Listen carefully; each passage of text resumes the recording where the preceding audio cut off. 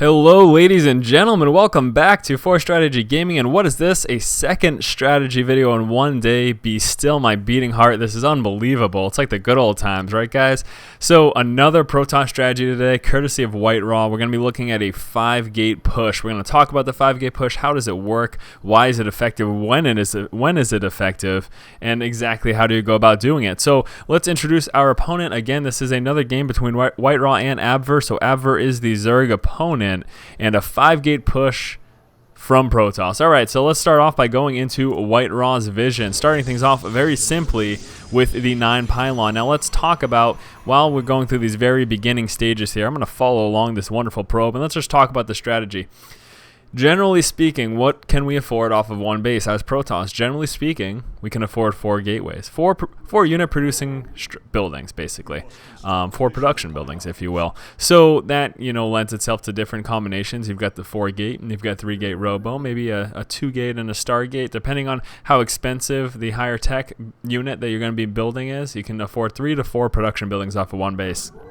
So why, do you say, are we going for a 5-gate push? How can we go for a 5-gate push? Is that even possible while we're still on one base? It is possible, but is not sustainable, and that is something to realize.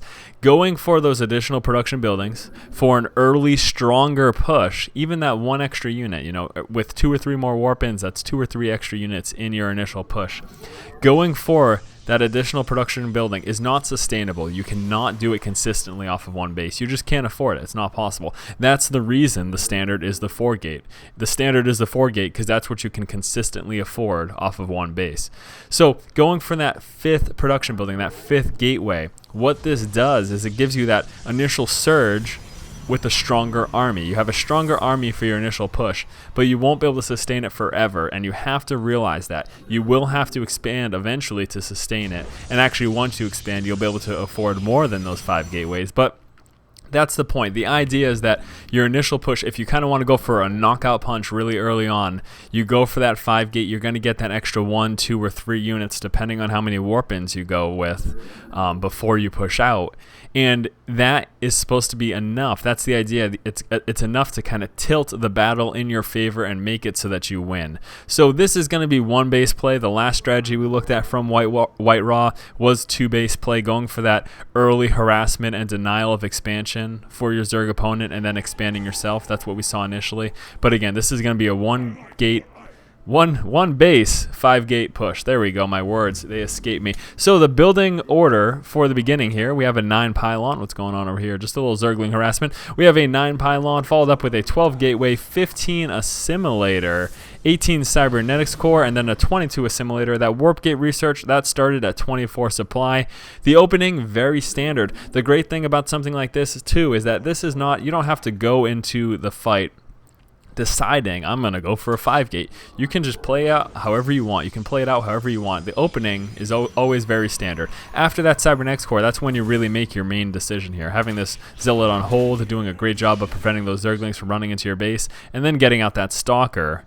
Doing it in that order is going to allow you to stop them from going for this gateway without having to move your Zealot and allowing them to run into your base.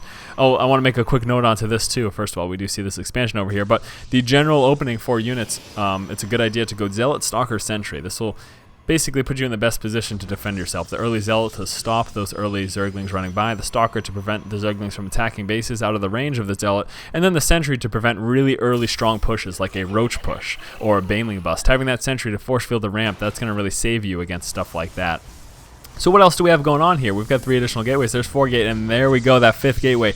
So what happened here is White Raw deciding, in seeing that this expansion, this very vulnerable expansion right here for Abver, was dropped down. In seeing that, White Raw decides, I'm going to go for a really, really, really strong early push. And he is doing that by getting these 5 gateways as opposed to those 4.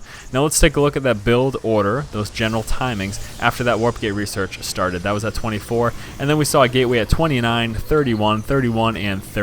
And again, that gateway, that last gateway, that 5th gateway at 34 came when White Raw made the decision that he wants that really strong early push to take advantage of this exposed expansion here. So the general idea is that if you feel like you can win early on with a strong push, get that 5th gateway, go for that extra unit or 2 for each warp in.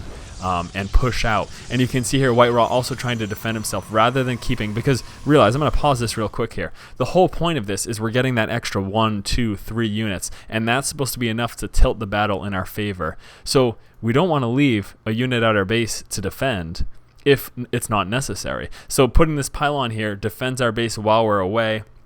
If a push comes and you feel it necessary, maybe grab a sentry to get some force fields down, or maybe grab a zealot to block off the choke here, whatever you need to do. But the whole idea of this push, the whole reason behind getting this 5th gateway as opposed to the typical 4 gateways, is that we want to push out with that extra 1 or 2 units. You know what else wouldn't be a terrible idea? Moving out with a probe or 2 just to help, just to move into the fray. This is going to help distract fire. It's a little bit of extra damage. It's just you want that little oomph, that little extra edge that allows you to win early on. So here we go. Let's continue it up here. Following White Raw along, you can see this push coming out, and he's got 2 extra units than he typically could have because of that 5th gateway, and that is the whole point.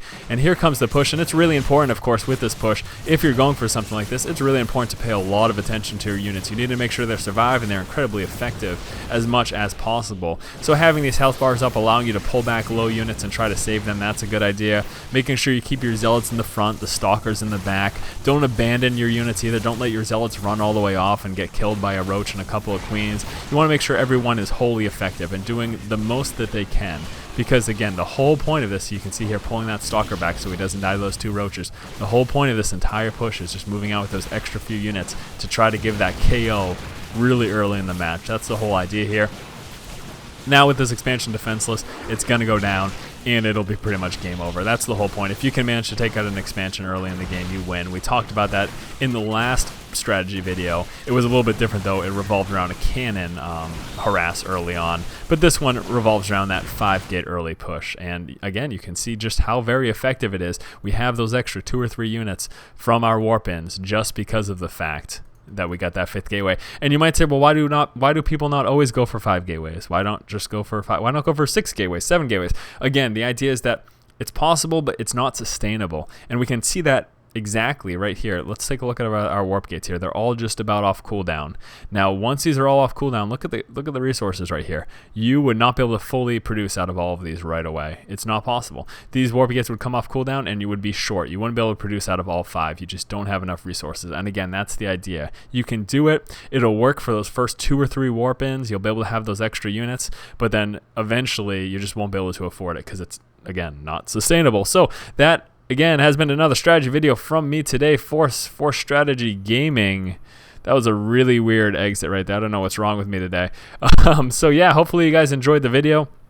Nice 5-gate push here from White Raw. As always, if you guys enjoy the content, make sure you do subscribe to our channel. That does help us out tremendously. And as always, guys, keep watching and keep owning.